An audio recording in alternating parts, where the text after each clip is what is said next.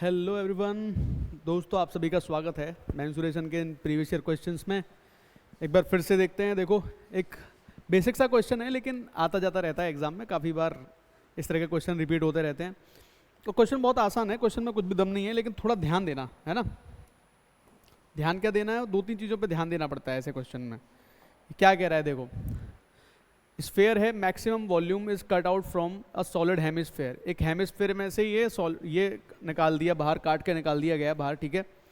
What is the ratio of volume of the sphere to that of the remaining solid.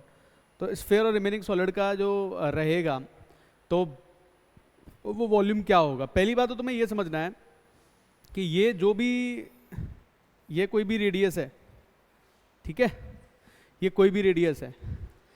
तो ये वाली जो radius बनेगी, ये आर, तो ये हाइट है, ये भी किसके बराबर होती है, आर के बराबर, यानी कि ये कितना हो जाएगा r/2। ये भी कितना हो जाएगा, r/2। यानी कि इसकी जो छोटे वाले की स्फेयर की जो निकाला जा रहा है इसमें से, इसकी रेडियस कितनी आ जाएगी, r/2 आ जाएगी। अब क्या है, इसको तो निकालना है, यानी कि what is the ratio of volume of the sphere. Sphere का वॉल्यूम यानी कि 4/3 पाई आर क्यूब अपॉन 2 का क्यूब हो जाएगा 8, ठीक है। और जो बाकी बच गया, अब देखो बाकी बच गया में क्या है, इंपॉर्टेंट पार्ट ये है।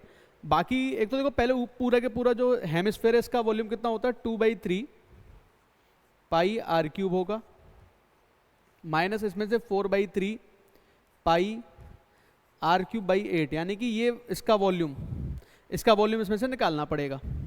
इतना सा पॉइंट तुमको समझना है। ये जो पूरा होता है इसका वॉल्यूम, इसमें से इसका रेशो इसके साथ लेना है अपने को, ठीक है। तो क्या क्या देखो कॉमन दिख रहा है, वो जो कॉमन दिख रहा है उसको उड़ा दिया जाए।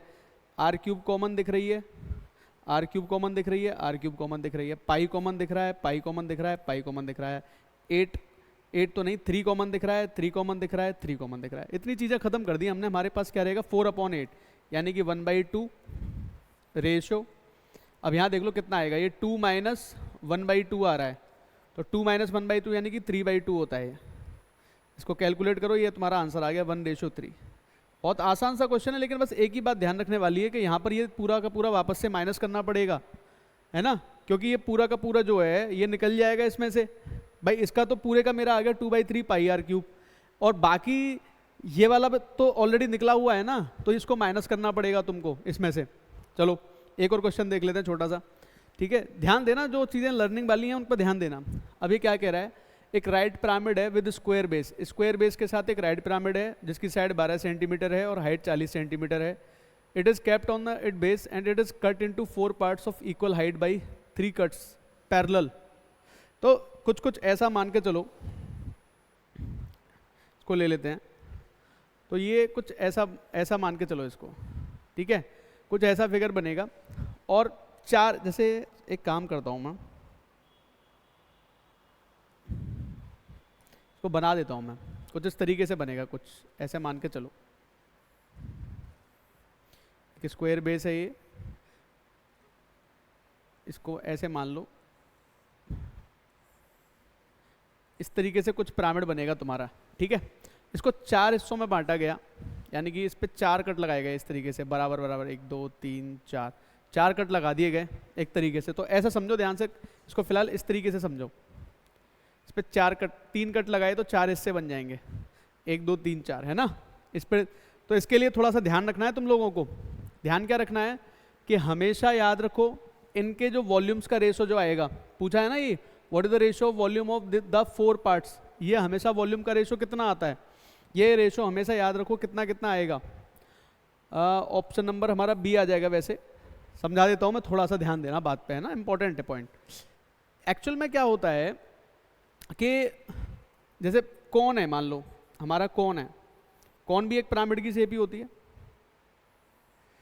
तो तुमने इसको काटा मान लो इस तरीके से, ठीक है। तो बेसिकली होता है क्या है कि ऐसे ऐसे कौन बन गए, ये भी कौन बन गया। तो अगर मैं हाइट की बात करूं, एक पार्ट, तो हाइट तो 3 पार्ट बन जाएगी पूरी की पूरी, और रेडियस भी इसी रेशो में जाएगी। R1 R2 और R3 की बात मैं अगर करूं तो उनका रेशो भी ऐसे ही जाएगा, बिल्कुल ये सिमिलर ट्रायंगल का फॉलो करते हैं बेसिकली।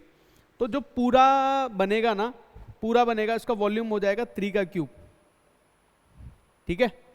इस वाले का वॉल्यूम हो जाएगा 1 क्यूब, और बीच वाले का वॉल्यूम हो जाएगा 2 क्यूब। ये रेशो बनता है 1, 8 और 27 का। तो 1 क्या है, ये है, इस वाले का पूरा 1 है। 8 क्या है, इस वाले का पूरा 8 है। और 27 क्या है, ये पूरे का।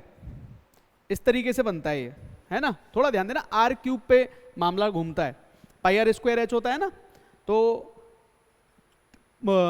क्यूब पे मामला घूमता है इनका, ये ध्यान रखो आप। क्यूब पे मामला घूमता है, क्योंकि ये भी 3 गुना होती है, आर भी 3 गुना होता है, तो 3 बार 3 गुने का मल्टीप्लाई हो जाता है। तो इस वाले पार्ट का जो एरिया बचता है वो 7 बचता है, और इस वाले पार्ट का एरिया बचता है 19 बचता है। तो 1 7 19, और बाद अगला जो बच गया तो चौथा कितना हो जाएगा भाई, 4 का स्क्वायर हो जाएगा, वो 4 का क्यूब हो जाएगा, यानी कि 64 होगा वो। तो अगर 64 है तो 64 पूरा ही बनाना पड़ता है तुम्हें, तो ये देखो पूरा 64 होना चाहिए, बस इतना ध्यान रखो। तो पूरा 64 कौन सा बना रहा है, देखो 47 और 19 कितने हो जाएंगे, 19 और 8 27 और 47 कितने हो जाएंगे, ये हमारा, एक सेकंड रुको। अच्छा ये 19 बन गया, 27 तो यहाँ तक बन ही गया हमारा, 27 में और कितना रह गया, 37 होना चाहिए, तो ये वाला बनेगा, है ना। ये वाला नहीं बनेगा, ध्यान देना मेरी बात पे, मैं क्या कहना चाह रहा हूँ। 1 का क्यूब, 2 का क्यूब, 3 का क्यूब और 4 का क्यूब, इस तरीके से कट लगता है। तो किसी में भी तुम अगर कट लगा रहे हो, एक सेकंड रुको, किसी में भी अगर तुम कट लगा रहे हो तो इस बात का ध्यान रखना कि अगर ये कट लग रहा है तो बराबर बराबर का कितने भी कट लगा रहे हो, 1 2 ऐसे करके जो कट लग रहे हैं, तो ये क्या बनेगा, ये हमारा 1, ये हमारा पार्ट रह जाएगा 7, ये हमारा पार्ट रह जाएगा 19, और ये हमारा पार्ट रह जाएगा 37। ऐसा हम कैसे कह पा रहे हैं, ये तो बनेगा 4 का क्यूब,